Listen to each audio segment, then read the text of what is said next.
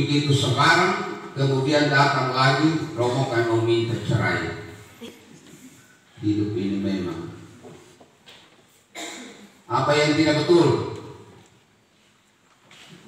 Kamu yang menikah ini apa yang tidak betul? Atau kamu cari apa? Barang baik-baik, biarlah itu baik. Kalau kita tidak punya kebaikan dalam hidup ini, jangan buat harta itu sebagai yang terbaik dalam hidup. Tetapi apa yang engkau nyatakan sendiri di hadapan Tuhan itu yang terbaik, yang akan dibawa mati. Bapak Ibu saudara-saudari, para mempelai yang berbahagia, saya tanya kamu dua, kamu kekono? Sekarang sehat, bisa umur panjang? No, kau uang mengenai Pak? Hah? Luar bekal? Luar.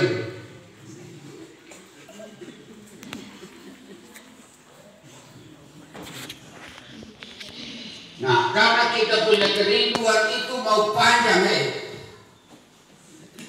kita punya kerinduan itu mau panjang, maka kita mau hidup sendiri di dunia ini sudah. Itu setiap kita. Tetapi itu hanya sebatas omong. Itu derma itu nanti sudah kotor beredar. Kasih bukan.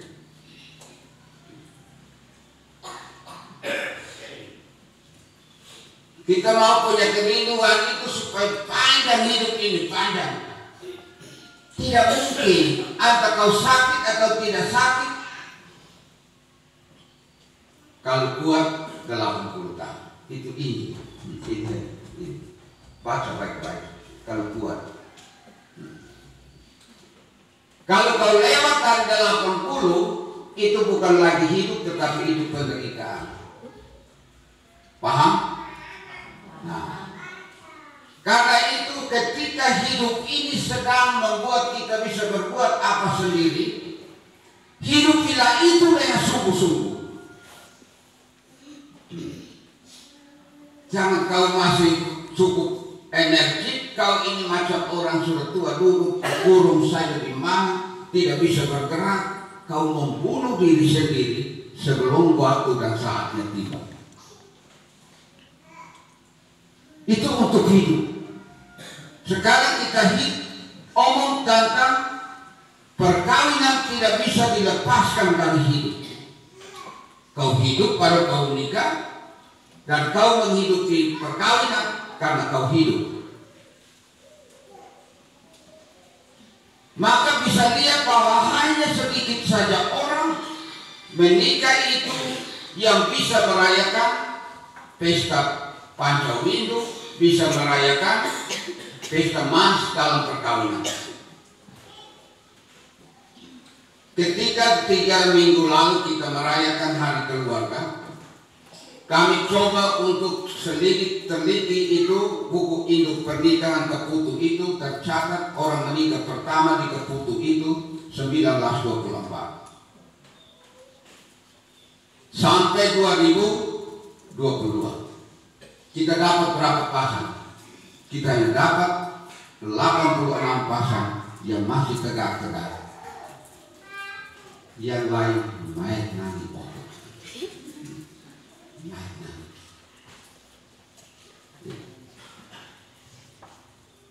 Ada yang masih sama-sama tetapi tak berdaya.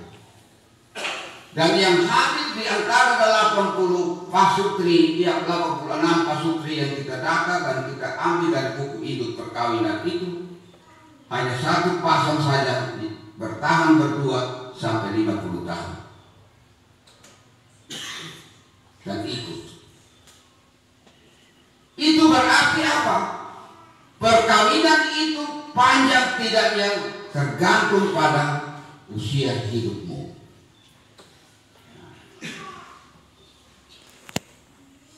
Itu untuk usia. Lalu sekarang kita lihat tentang hakikat daripada perkawinan itu apa sebenarnya. Saya ulang lagi itu supaya tidak menjadi satu hal yang aneh bagi kamu.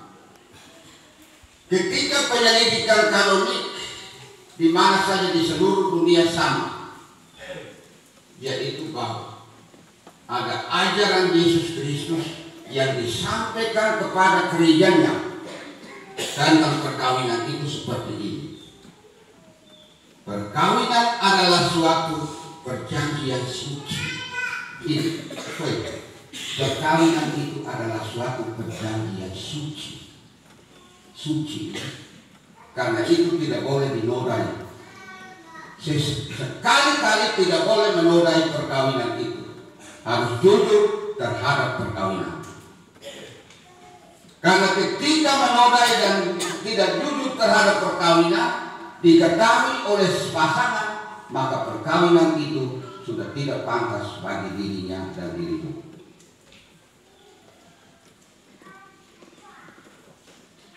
Dengan mana seorang pria dan seorang wanita membentuk kebersamaan seluruh hidup. Jadi sebinus nikah habis, mau tinggal di mana, di bawah, di rumah bawah, jangan kadang-kadang seperti tidur di malam, padang kusir. Kau bukan rumah di sini, kumpul mandi nawa. Kau suka luar, kau pi urus kau pi istri, jangan datang tidur di tidak saya main-main, tidak di sini sekarang tidak ada main-main. Kau mau istirahat. Ini contoh yang dibuat kesalahan dan banyak keluarga orang tua kaki itu. Anak-anak itu seperti anaknya sendiri, akhirnya menelantarkan temannya.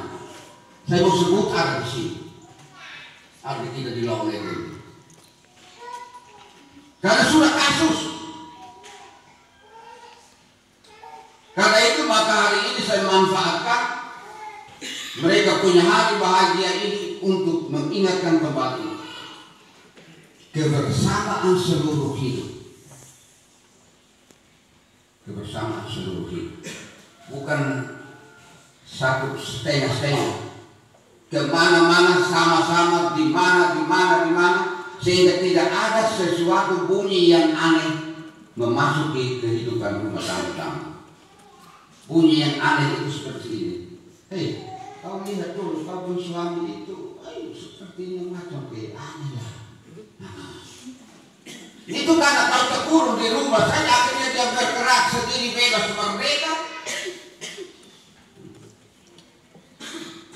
Orang suami istri itu kita mau omong bagaimanapun, mereka itu sudah ditetapkan. Tadi dalam Injil itu jelas, hanya mereka yang dikaruniai saja yang bisa mengerti kawin itu. Dan kamu ini adalah orang-orang yang dikaruniai untuk mengerti rahasia. Kebersamaan seluruh hidup itu menjadi satu tuntutan bagi suami dan istri. Yang kedua, bahwa perkawinan terjadi oleh kesepakatan pribadi yang tidak dapat ditarik kembali dan dari kodratnya terarah pada kesejahteraan suami istri, pada kelahiran dan pendidikan anak. Ini tujuan dari perkawinan. Tujuan dari perkawinan itu adalah kelahiran baru. Jangan anak lahir habis bilang, woi kamu lihat hei pengumuman, hei kamu lihat ini satu anak ini, hei ini anak memang. Kau harus merasa bahwa ini kami susah, anak ini sudah kita bebas lagi. Itu pasti dia akan menangis terus, dia akan berak di kita dan segala macam. Yang kau angkat dia pamer di situ, ini anak ini persis ke saya. Itu bapaknya yang angkat. Makanya persis ke saya, mamanya dia tidak sebut lagi. Dia saja. Dengan hadirnya seorang anak, perkawinan itu sudah harus berubah sedikit dia punya duduk dan berdirinya. Bahwa kita harus tanggung sudah kokoh anak ini bagi-bagi. Kau jam ini, saya tidur, kau jaga dia, saya jalan, tidak segala macam. Serius, kalau kau panggil dia bilang, supaya jangan panggil keliru, karena itu mereka dua di sana itu. Kau pun bapak yang itu bapak dan Eva itu dengan mama. Sedangkan kau sekarang bapak dari anak. Mau bilang sayang tak apa, terserahlah, kau atur saja, yang penting kau tidak campur aduk lagi barang ini di tempat lain. Ayam kak, terserahlah kamu, yang penting hidup ini baik-baik. Jangan nikah untuk tegang. Ketegangan itu tidak boleh ada dalam pernikahan, karena apa? Akan jauh lebih tegang, lebih dari aliran listrik, karena dua orang. Biasanya korslet itu karena dua kabel telanjang itu baku sentuh.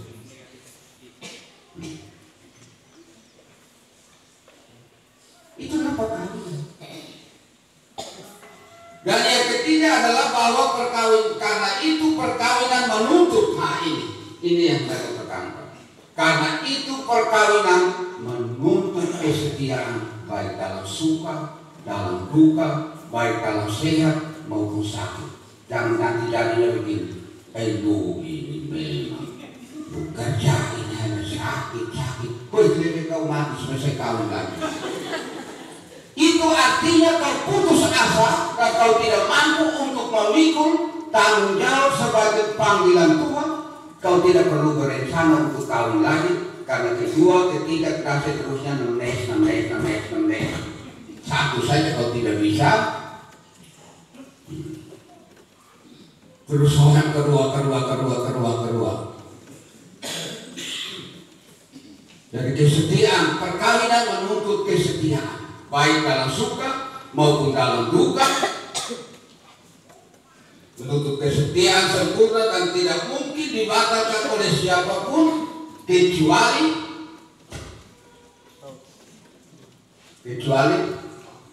kedua pemain, ya, kecuali oleh kematian. Tidak bisa karang-karang untuk pisah, tidak ada. Tidak bisa. Karena apa? Karena kita telah berjanji dengan Tuhan di hadapan saksi dan disaksikan oleh umat beriman, dan pastor atas nama gereja akan ngomong atas nama gereja Allah, dan di hadapan para saksi dan hadirin sekalian yang hadir di sini, saya menegaskan bahwa perkawinan yang telah disebutkan ini adalah perkawinan Kristiani yang sah. Semoga sakramen ini menjadi bagi saudara sumber kekuatan dan kebahagiaan. Apa yang dipersatukan Allah jangan diceraikan oleh manusia. Ini yang harus ditaati, disetiai, yang harus ditakuti. Jangan main-main kita janji di sini, Tuhan kutuk kita, nanti kita biar nikah lagi, bisa mati saya, nikah mati. Nah, lebih baik ini yang Tuhan berikan dengan sungguh-sungguh, dan kau omong dengan kau mulut sendiri bahwa inilah dia tulang dari tulangku dan daging dari dagingku. Dia akan disebut perempuan karena dia diambil dari laki-laki. Tadi ibu saksi, mama saksi baca itu, tidak baik kalau manusia itu hidup seorang diri saja, tidak baik. Ini bukan omong, saya sendiri merasakan, saya hidup sendiri. Kalau saya sakit, saya barang tidak enak, saya hanya bisa selesaikan itu lewat telepon. Saya telepon orang, kamu datang dulu, saya barang kurang enak. Kalau orang ada di samping, memang betul tahu saya dulu. Saya langsung maju ke, saya titik nol. Jangan kau titik nol, berarti sudah habis. Jangan bapak, ini anak kau masih kecil kau main gila. Tidak. Barang ini macam meriang itu supaya di mana? Sudah itu kau raba sedikit. Kau ini macam tiada karisma. Memang yang raba itu kau puisi kau. Dari magnet dia yang kena kau memang kalau semua memang kan. Nah inilah hebatnya perkawinan. Perkawinan itu hebat, Tuhan itu hebat. Bisa membuat dua orang yang berbeda itu bisa hidup begitu indah. Dan mereka saling paham satu dengan yang lain. Dan pesanan pesanan rohani untuk kedua pasangan suami istri ini. Hari ini memang hari yang indah, tetapi belum tentu besok. Bila terjadi sesuatu yang masih kamu tanggung, tanggunglah bersama. Tetapi bila terjadi sesuatu yang agak meresahkan, berbaliklah kepada dua orang yang di belakang. Berceritalah kepada mereka. Coba lihat mereka. Oi, main atau bantu. Nah, mereka akan bercerita bagaimana mereka hidup. Dan mereka akan menyadarkan kamu kembali dan bagaimana kamu meneruskan perjalanan bersama ini. Mereka akan bilang ini kasih juga dulu parah. Karena saya curiga kau punya ini bapak ini dia masuk ke masjid di sana kemari dan segala macam pada sana. Maaf. Jadi kadang-kadang terkesan macam saya kekang dia juga. Kekang tidak kau ke orang kok. Dan kau tidak boleh kekang saya. Karena saya bukan kau ke orang dalam hal tertentu. Dan setiba dan tiba saya bisa karena saya bertugas. Kau beritahu bila tidak. Kau terletak orang lain. Bapak Ibu saudara-saudari para mempelai yang dikasihi Tuhan. Mari dalam perayaan ini kita berdoa agar para mempelai yang dengan penuh sukacita hadir di tengah-tengah kita dan akan saling meneguhkan perjanjian nikah di hadapan Tuhan dan di hadapan kita sekalian. Mereka senantiasa diteguhkan dan diberkati oleh Tuhan.